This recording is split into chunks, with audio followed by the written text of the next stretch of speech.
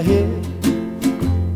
And just like the guy whose feet are too big for his bed, nothing seems to fit. Those raindrops are falling on my head, they keep falling.